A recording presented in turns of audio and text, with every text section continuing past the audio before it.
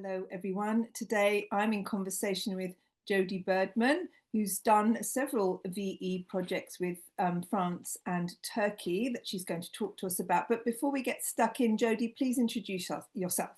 I'm Jodie Birdman, and I am currently at Leuphana University in Lüneburg, Germany. I originally studied teaching and education to be an English teacher in the United States, and recently finished my PhD in education for sustainable development with a focus on curriculum. The project that we're in for the virtual exchange is a project for the digitalization of teaching and learning at Leuphana, and my part in that was to build a virtual exchange course. I understand you've done several iterations, which I'm sure has been tweaked and modified along the way, but essentially it has sustainability at its heart and the United Nations Sustainability Development Goals, etc. So, Jodie, please outline what you need to outline for our viewers to understand your project. The project is actually embedded in the Institute of English Studies at my university, and that institute focuses especially on helping train future English teachers.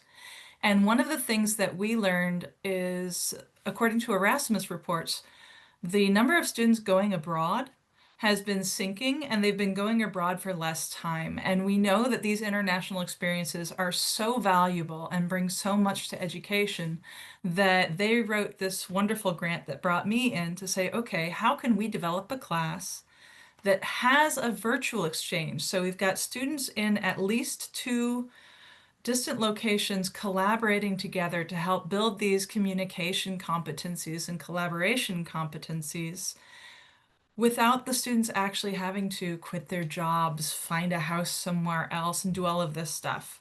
So then that was the challenge, was to come up with a class before we had a partner. And that's where we got the 17 sustainable development goals, is because I said, okay, so what is something that could turn into a project out in the real world that's going to be relevant to anyone in any location? And these 17 sustainable development goals, they were decided on in 2015. It's the action plan for 2030. It's coming from the United Nations. So this is influencing policy on the local and regional level in all UN participating nations worldwide, which means that no matter who we're talking to, they're going to be able to find something there, whether it's about building more sustainable cities or improving education or addressing hunger or addressing sustainable housing, whatever it is, they'll find something, right? Mm. Because I wanted it to be something that could be attractive to any partner we find, regardless of discipline. I'm assuming that your students had to take their virtual exchange out into the community to achieve the learning objectives of the virtual exchange. So along the way, what did the students have to collaborate? I understand you collaborated with France, with Turkey, maybe with other countries, I don't know, but what did the students have to collaborate on and the end product out into the community? We had several iterations. The first one was a long one with Turkey, a whole 14 weeks. And then Oh, the wow. second one, we actually had two collaboration partners, the United States and Brazil, for 8 weeks. And our partners in France, they were our critical friends who were able to read the outputs and give feedback. The class they signed up for talked about culture and sustainability, recognizing culture as a pillar for sustainability, where any time that the local culture was not considered in a solution, that solution has failed. And so what we asked them to do was to go out in their neighborhoods and take a picture of either a problem or a solution that they find interesting, figure out, according to the 17 goals, which goals that might have to do with, whether it's, clean air or clean water or reducing inequalities, something like that. And then they would post it. We used a Padlet for them to post these pictures. And so we're getting these pictures from the students' neighborhoods, whether it was in Lüneburg or some of the students commute from Hamburg, or in Presidente Prudente, Brazil, or in Trabzon, Turkey, or in Gainesville, Florida. And then based on like theme of these pictures, the students could then get into groups to together in their groups, pick one thing that they wanted to find out more about in their local communities so that then they could synthesize the differences based on where they were into an understanding about how to address this problem. Every semester we had students who looked at bike lanes, and that's something that you can see it in your community, and then you ask, okay, why is it like this? What's the history behind it? What's the government funding behind this? What's the social infrastructure? How did we learn how to bicycle as kids? So, it's a really cultural thing. I'm just wondering if they came across any kind of wicked problems that were kind of a solution on one side, but causing a difficulty elsewhere in a different community. The same issue could be overcome in one way, but would cause a different problem in another community. Oh yeah, absolutely tons. Like going back to bike lanes, that's always the easiest solution to talk about because it's the one most people see. When we talk about bike lanes in Germany or in the United States, we're talking about eco-friendly travel and good health and all of this. But there's a lot of pressure on countries to become modern metropolitan cities and things like that. And that means prioritizing cars. And so in places like Trabzon and in Presidente Prudente, in order to build a beautiful metropolitan city, they got rid of the smaller pathways that would be relatively good for cars and bikes to share because, you can't go so fast in order to build modern thoroughfares with no space for bikes. And so, you've got this tension between what might be seen as progress in one place and what is seen as a step backwards in another because, it's hilly, it's hot, you get sweaty. Why would you want to do that? Did the Yeah. students come up with anything that surprised you and that was particularly innovative to take on some of these problems? The thing that really I was blown away by was in the first collaboration with Trabzon. We were working with future English teachers. We were collaborating with their English department or English teaching department, and the students had access to a Waldorf school where they were teaching. And so together, my students and Handan students designed a game to play with school kids to help uncover their understanding and conceptualization of sustainability. And so they were able to go into schools and play this game with the kids and record what the students did, and then afterwards ask the kids some questions about it. And they also took walks in the neighborhoods around the schools to see how are the kids getting to school, what kind of infrastructure do they see? What kind of nature do they see? And for example, they found that the students in Turkey had a much more social understanding of sustainability. They talked more about neighborhoods and relationships and friends, whereas the students at the German schools had a very ecological understanding of sustainability, even though in both they were walking to school in tree-lined streets and could hear bird song and had playgrounds with trees and grassy areas and all of these things. So it was interesting to see how ideas were being internalized already by kids. And I thought it was really cool that my bachelor students came up with that. Yeah, Yeah. yeah. Yeah. I'm hearing there's lots of different learnings on many different levels. Are there any highlights from these virtual exchanges? Anything else in terms of learning that you'd like to share with our viewers? Another really cool thing that just happened this last semester between Presidente Prudente and Gainesville was the students decided to become citizen scientists and investigate air quality.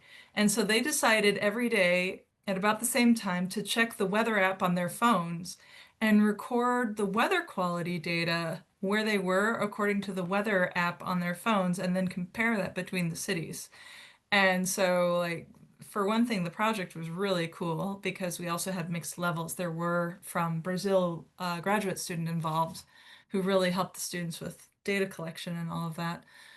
But also the personal surprises because everybody assumed Germany would have the best air quality, and it was actually the worst. Oh, was it? Yeah, we're guessing because it's very far inland, and so you had these nice coastal winds or mountain winds depending on which location, whereas, in Lower Saxony, it's pretty flat and pretty far inland, and so the air just stays where it is.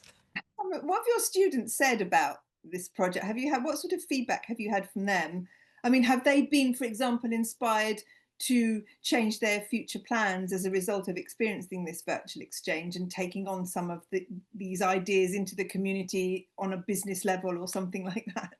What they really like about the sustainability aspect is that we put a lot of emphasis on it isn't something that somebody else does in the future, it's what we do now, and that small choices and small behaviors have a big effect because a big part of the sustainability plan for this is to help reduce some of that anxiety that people have about the future and learn to recognize all the cool things that are happening. Mm. Another thing that for them was very eye-opening and was also a goal of the class is when we talk about collaboration, you know, you can tell them as much as you want that time zones are important and that there are going to be clock changes and that holidays are important and that they need to figure out how they're going to do document sharing and all of this tech stuff. But it really makes a difference when they have to do it themselves. With the three participant model, we had two time changes because the US and Germany go from summer to winter time at different times, and Brazil doesn't at all. And Very so challenging. exactly. And so, you know, it's just stuff like that, that there's a difference between intellectually knowing it and having to coordinate between eight people how you're going to have a meeting and when you're going to collect the data and how you're going to share that. And so, like, all of them said they like collaborating in person better. It's a lot easier to collaborate in person, but that they learned a lot through Mm. this. And they also really appreciated the opportunity to connect with people that are somewhere else and talk about bigger topics. What They about the like that. impact on a personal level within your department as a result of doing these various iterations? Have things been modified and changed in your curriculum, for example? Absolutely. This was part of the whole Digital project because we were all working on digitalization. And some of the things that we got through were, for example, there was a major backlash after COVID that we want to be an in-presence only university. And we actually got that changed so that these blended settings are more acceptable, that it's seen as something that if we want to open our classrooms to the world, we need to also allow that to happen. So we have also all of the classes were already equipped with cameras and microphones, but we have Mm. now improved blended classrooms for that sort of setting. One of the other things is, and this just came from handshakes and talking to people. When you do this sort of a blended classroom, you can't just walk in with your laptop, hook it up to the projector, open your laptop and go. You have to have enough time to set it up and test the video conference and test the microphone and all that. And so that was always the question of how do we get the room with enough time?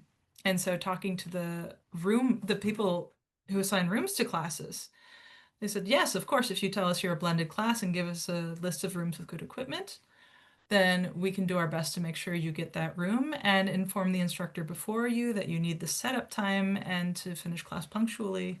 You know, it's all these little logistical things that once you start doing it, you realize how important it is, and then you can bring that to the university administration and the relevant people because really we all want the same thing. We want to improve.